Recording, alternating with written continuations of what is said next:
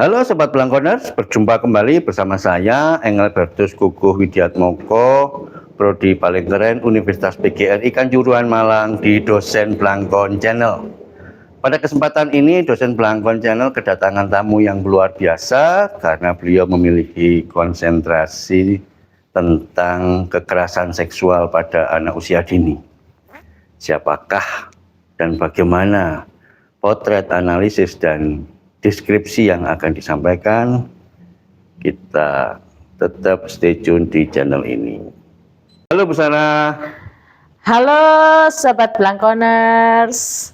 Ya, ini Sobat Blangkoners, saya memanggilnya Dr. Sarah Emmanuel Haryono.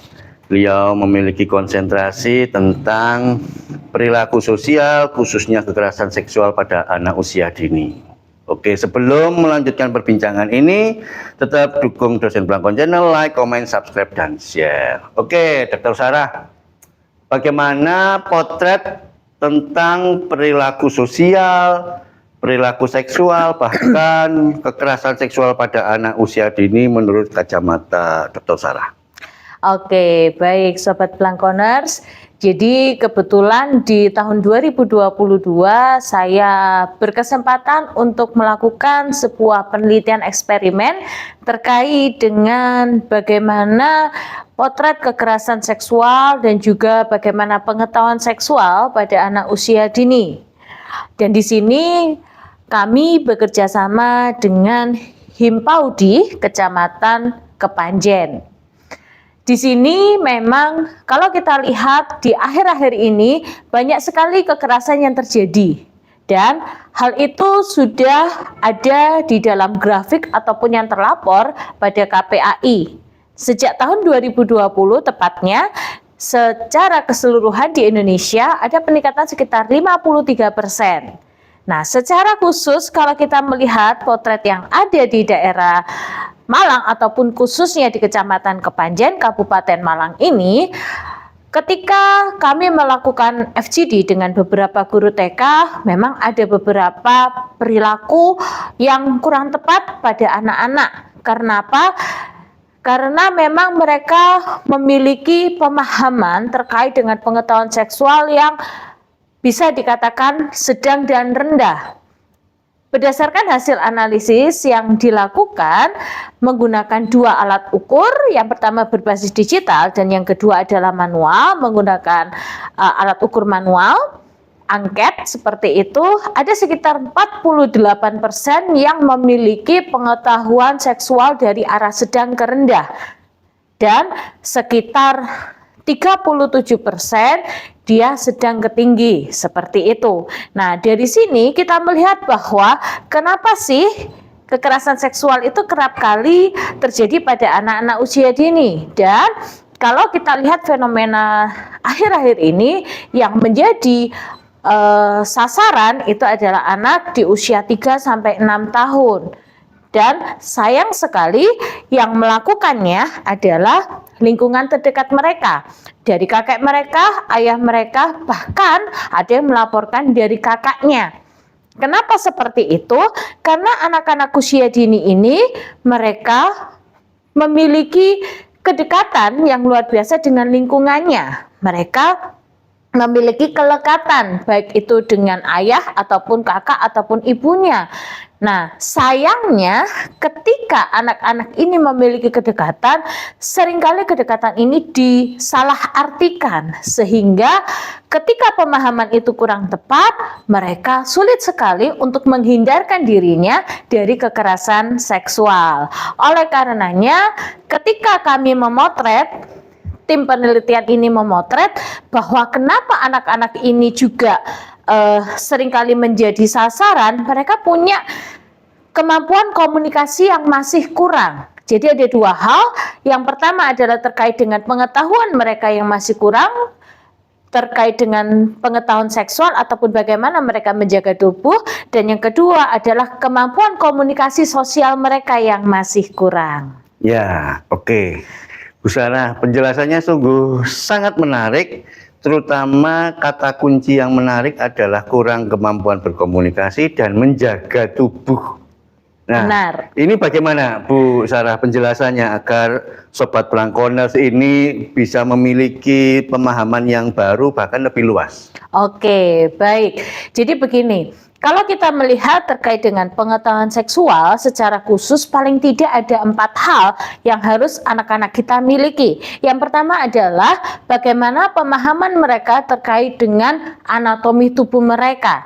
Yang kedua, bagaimana mereka mengenal terkait dengan dirinya, gendernya, saya ini laki-laki atau perempuan, bagaimana saya harus menghargai diri saya sebagai seorang perempuan ataupun laki-laki, bahkan ada etika. Nah, etika ini menghargai diri dan juga lingkungan sosialnya.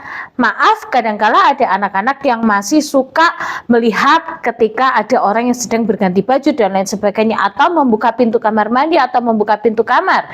Nah, di tempat-tempat yang private ataupun mungkin anggota-anggota tubuh yang privasi, nah itu seringkali yang kurang bisa mereka jaga. Nah, oleh karena itu yang ketiga adalah etika, dan yang keempat bagaimana mereka mampu merawat tubuh mereka, baik secara fisik pada kesehatan mereka, secara psikis, mental health mereka, dan juga bagaimana mereka bisa menghindarkan diri mereka dari kekerasan, baik secara fisik, secara mental maupun secara seksual. Oke.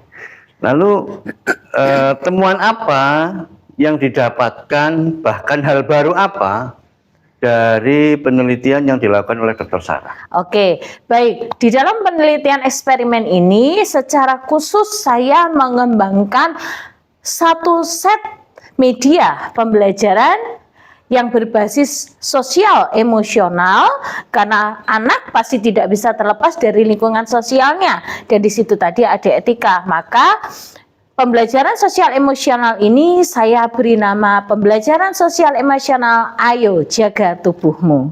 Oke, bisa ditunjukkan ke Sobat Blankkoners Bu Sarah. Oke. Alat peraga, alat media pembelajarannya. Oke, baik. Di dalam alat peraganya di sini ada kartu bergambar ataupun bisa dikatakan flashcard. Di sini ada 48 dan saya masukkan di dalam satu amplop. Yang lain apa lagi Bu? Oke, nanti ada waktu khusus saja Bu untuk penjelasannya. Oke. Ya. Lalu ada buku panduannya seperti ini.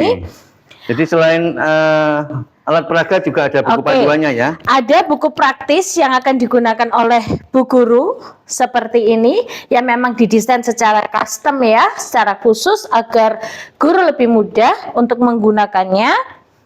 Dan tak lupa ada basis portofolio yang akan digunakan untuk mengevaluasi seperti itu. Oke. Ada lagi? Ada lagi. Untuk mengevaluasi di sini, anak-anak bisa kita evaluasi secara manual menggunakan basic portofolio. Dan yang kedua adalah alat ukur berbasis digital. Nah, ini yang memang secara khusus juga tim penelitian kami melakukan pengembangan alat ukur berbasis digital, sehingga anak-anak kita tidak merasa ketika mereka sedang diukur pemahaman ataupun pengetahuan seksualnya, dan yang mereka rasakan adalah sedang bermain games. Dan ini sangat menarik untuk anak-anak. Oke. Saya pernah mendengar Bu Sarah bercerita tentang lagu ya. Bisa diceritakan sedikit Bu Sarah, biar teman-teman Sobat Blankkoners paham sedikit. Karena anak-anak kita di masa usia dini mereka senang sekali dengan namanya lagu. Oleh karena itu kami membuat satu buah lagu yang berjudul Ayo Jaga Tubuhmu, yang memang dirancang dengan aransemen khusus yang cocok untuk anak-anak. Oke. Tentu ada waktunya nanti Bu Sarah ya, kita akan mengulik lebih dalam berbagai temuan penciptaan dari Dr. Sarah. Sekarang begini Bu Sarah, apa hasil eksperimen yang didapat dengan media itu dibandingkan dengan media yang lain, atau perkembangan apa yang didapat? Oke, baik. Kalau kita melihat memang di sekolah-sekolah saat ini sedang gencar-gencarnya untuk menangani kasus kekerasan ataupun bullying. Nah, secara khusus di sini karena media yang kami kembangkan terkait dengan Ayo Jaga Tubuhmu, terus terang memang belum ada selama ini yang membuat satu set media seperti ini, mulai dari lagunya, flashcard seperti itu, dan juga sampai alat ukur yang berbasis digital. Oleh karena itu kemarin dari hasil penelitian ini ada 63% efektivitas yang bisa kita lihat bahwa anak-anak kita lebih tertarik, mereka lebih memiliki pemahaman dan bisa ditingkatkan sampai kepada 63,9%. Sehingga bisa kita katakan bahwa media ini efektif untuk meningkatkan pengetahuan seksual pada anak-anak usia dini yang bisa membantu mencegah mereka terhindar dari kekerasan seksual. Wah, luar biasa, ada peningkatan yang signifikan ini Ya. dari alat yang ditemukan, diciptakan oleh Dr. Sarah.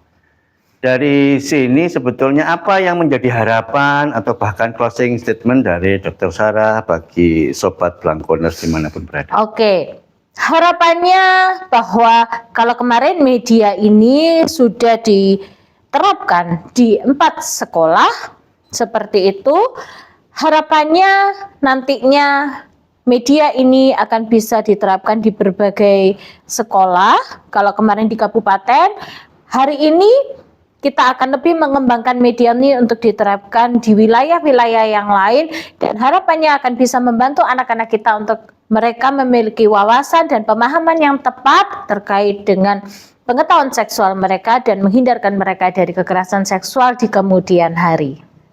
Oke, ada closing statement untuk orang tua, orang terdekat, pihak sekolah atau siapapun? Oke, baik. Closing statement saya adalah mari bersama-sama kita bersinergi membantu anak-anak kita memahami diri mereka dengan lebih tepat sehingga mereka bisa menjaga diri mereka dan menghargai diri mereka sesuai dengan apa yang telah diberikan oleh Tuhan.